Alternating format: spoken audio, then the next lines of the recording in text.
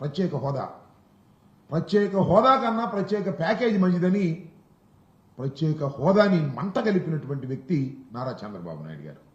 దానివల్ల రాష్ట్రం ఎంతగా నష్టపోయిందో నేను మీకు ప్రత్యేకంగా చెప్పవలసిన అవసరం లేదు.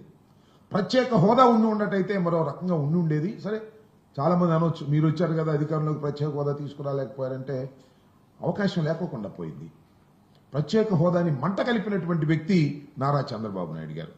ఎందుకని ఈ విషయాన్ని నొక్కి చెబుతున్నానంటే, ఇవాళ అంతకన్నా ఒక ప్రమాదకరమైన పరిస్థితిని ఆంధ్ర రాష్ట్రంలో చంద్రబాబు నాయుడు గారు చేస్తున్నారు.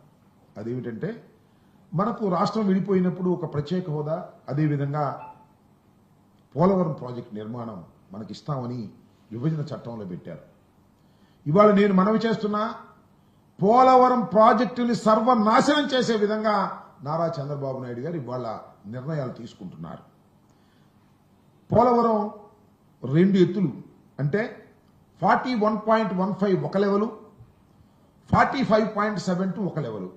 మొత్తం టోటల్గా పోలవరం పూర్తి నిర్మాణం జరగాలి అంటే 45.72 లెవెల్కి నీరు నిలపగలగాలి. అలా నీరు నిలిపినప్పుడు మాత్రమే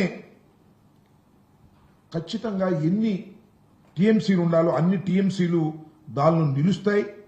దానికి కావలసినటువంటి అన్ని వనరులు ఏర్పడతాయి. మీ అందరికీ తెలుసు, మొత్తం టోటల్గా పోలవరం ప్రాజెక్టు పూర్తి అయితే కృష్ణా డెల్టాకు కావాల్సినటువంటి 80 టీఎంసీలు కానీ, లేదు గోదావరికి సంబంధించి గోదావరి డెల్టాకు కావాల్సినటువంటి నీరు కానీ, ఇండస్ట్రియల్కి ఏదైతే విశాఖపట్నంలో ఇండస్ట్రీస్ కావాల్సినటువంటి నీరు కానీ, లేదా త్రాగునీరు కానీ, ఇవన్నీ కూడా రావడానికి అవకాశం ఉంటుంది. అది 45.72 లెవెల్ వరకు కూడా ప్రాజెక్టు నిర్మాణం చేసి నీరు నిలపగలిగితే అది సాధ్యమవుతుంది. కానీ దురదృష్టం ఏంటంటే 45.72 లెవెల్కి మనం వాటర్ నిలపగలిగితే, అప్పుడు దాకా పూర్తి చేయగలిగితే 194.6 టీఎంసీలు నిల్వ చేసుకోవడానికి అవకాశం ఉంటుంది. కానీ దురదృష్టం ఏమిటంటే, చంద్రబాబు నాయుడు గారు అధికారంలోకి వచ్చినప్పుడల్లా అన్యాయం జరుగుతుందని చెప్పడానికి ఇది ఒక తాజా ఉదాహరణ. ఏంటంటే, ఇవాళ 41.15కు మాత్రమే కేంద్ర ప్రభుత్వం నిధులు ఇచ్చేందుకు సిద్ధపడింది. దానికి నారా చంద్రబాబు నాయుడు గారు అంగీకరించి మరొక ద్రోహానికి పాల్పడ్డారు. ఇది ఇంతకు ముందు కూడా చెప్పాం మేము చాలా సందర్భాల్లో. నేను ప్రత్యేకంగా చెప్పాను. ఇవాళ జలశక్తి వార్షిక నివేదికలో చాలా క్లియర్గా ఇచ్చారు.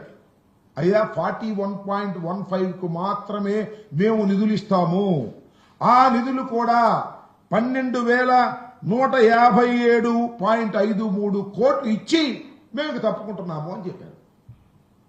అంటే ఇక్కడ గమనించాల్సింది ఏంటంటే 30,000 కోట్ల పైచీలకు పూర్తి చేస్తారు.